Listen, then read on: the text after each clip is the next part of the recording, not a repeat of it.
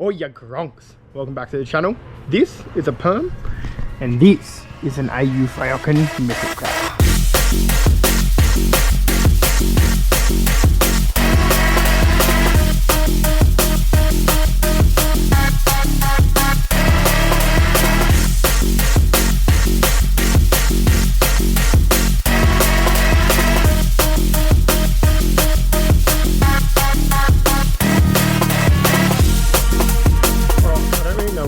Start with this. So I guess give you a bit of a backstory on the car and then we'll give a quick rundown from front to back, and yeah, hopefully it'll make sense. So I guess what is it? What's the story? So it's a 2001 AU Series 2. It's an SR model. Should have it written on the side still somewhere here. That's the only sticker in behind there. It still says SR on it because every other panel has changed just about. But yeah, so purpose of this car, I had a manual drift car. It was a Series 1 that I'd changed to a Series 3 front end to have big angle, manual, all the bells and whistles. But yeah, I didn't want to wreck it, so I decided, oh bugger it, I'll buy this. Mate had it up for what, 300 bucks? I don't even think he had it up. He offered it to me for 300 bucks. I said bugger it, why not? So bought it off him, 300 bucks, and wasn't running right. Had a whole bunch of misfiring issues, whole bunch of other issues as well. So changed just about everything just to get it working. I think I spent like 200 bucks on leads, plugs, coils, stuff like that. Got it running, and then yeah, had no front bumper, no guards. That's where the red guard started.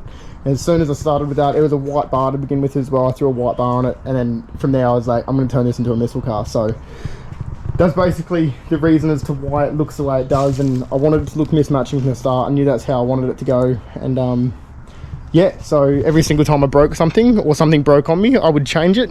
Just a different color. Perfect example of that, I have a Series 1 door. You can't really see, but it's green compared to the rest of the car is blue. So yeah, power window wasn't working. It was just a regulator, but I just couldn't be bothered fixing it. I was like, no, I want a different color. So pulled a Series 1 door off a ute, and that's why that's there. But yeah, nah, bunch of other weird little stories like that as well. But yeah, I guess let's go for a quick rundown to the car and yeah, see what it's got.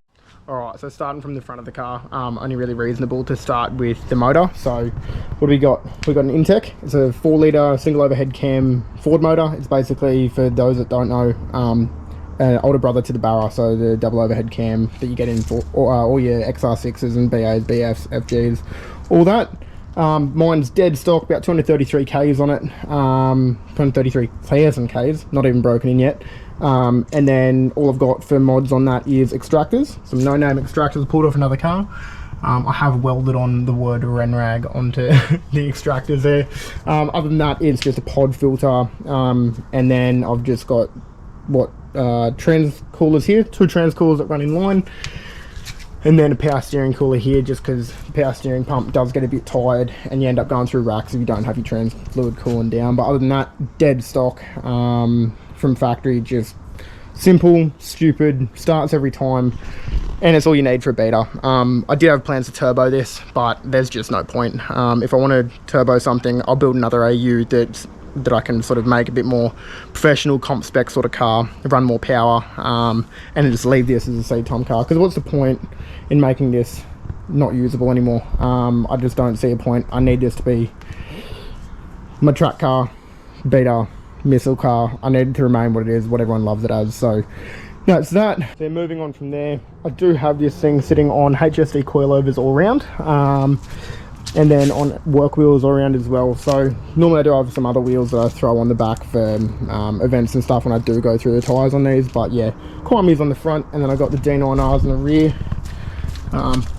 They're all a bit scuffed up and people get really mad because, oh, it's no, you should be running genuine wheels and wrecking them and you don't care, blah blah. It's not the point. That's not the case.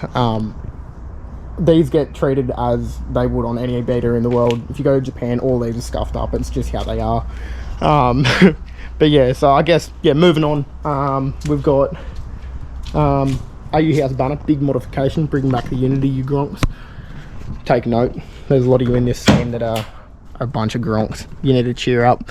So interior, I've got LZMFJ steering wheel. I've got, she's auto. Everyone gets wigged out by that, but she's auto. Handbrake does not work at all. It hasn't for about 2 years now.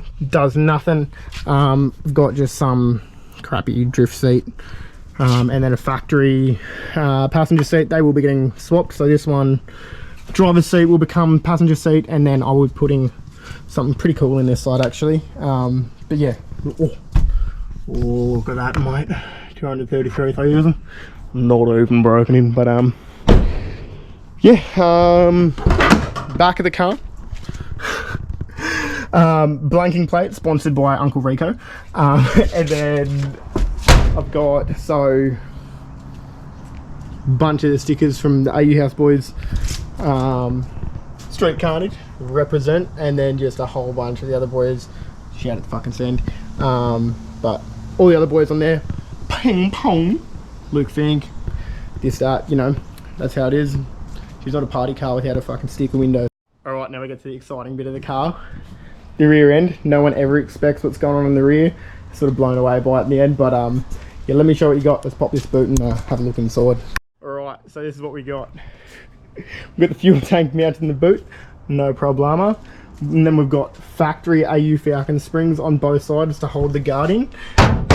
When you're hitting balls, to just bounce it back out. So, pretty janky. I did take a very big hit here that you've probably seen in my last video or on TikTok, something like that, where I have bent this and I have bent this piece here as well. But, you know, that's the whole point. Is why she's built like this.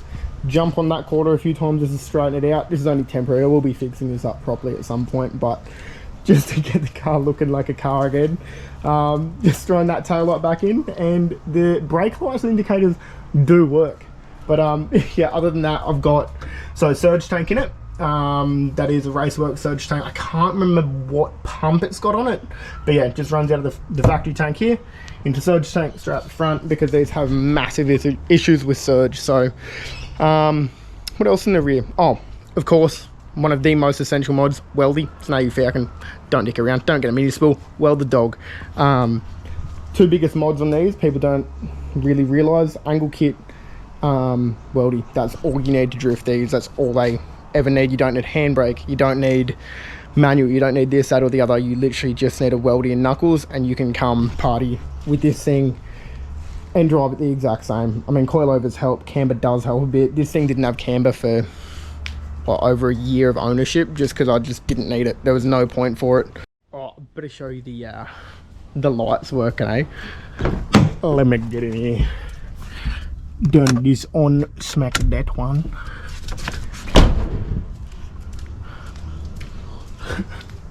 No problem, officer.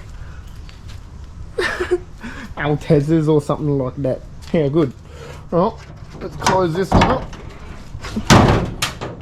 What else we got on this thing? So obviously these big dangly boys, they're just licked 4x4 whip lights. I was going to get the buggy whips. Obviously they sponsor Luke Fink and whatnot. Great company.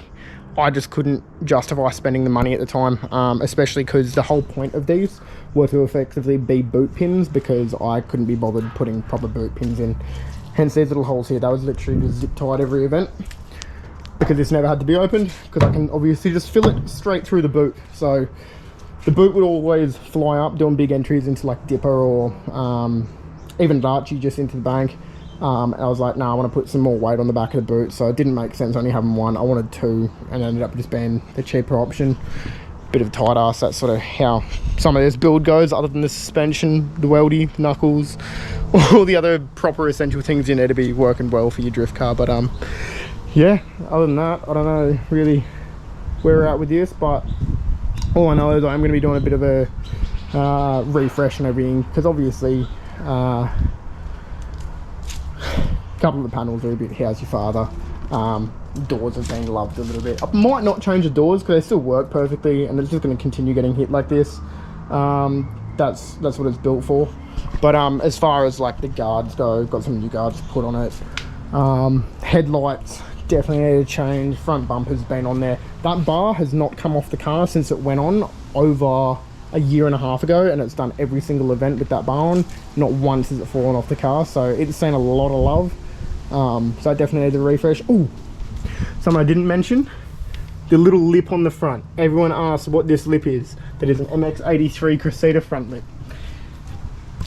Fits perfect. This doesn't fit all that well just because I have sort of obliterated that clip there, but normally there's no gaps. Normally that's just, it sits perfect. So if you want to stick a lip on your AU Falcon, get a crazy lip, kids.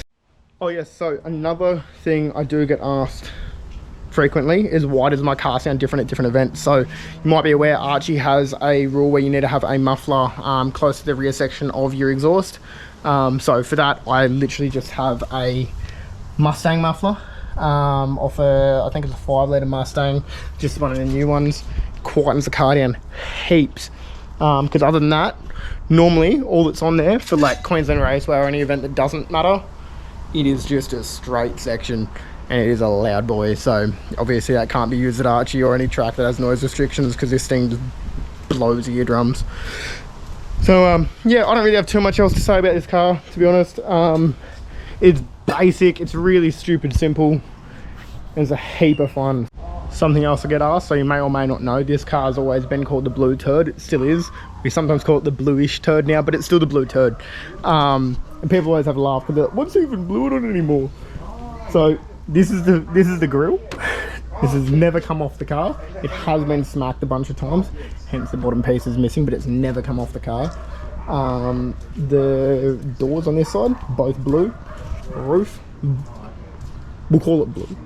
All right, we'll call it blue. That's what it's meant to be. Blue. It's just so fast that it's actually lost a lot of the paint because too quick. And then this door is obviously blue as well.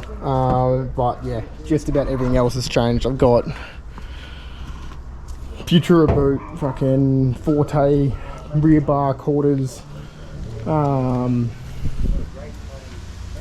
What else I got? I think this is off a Ute. I don't know.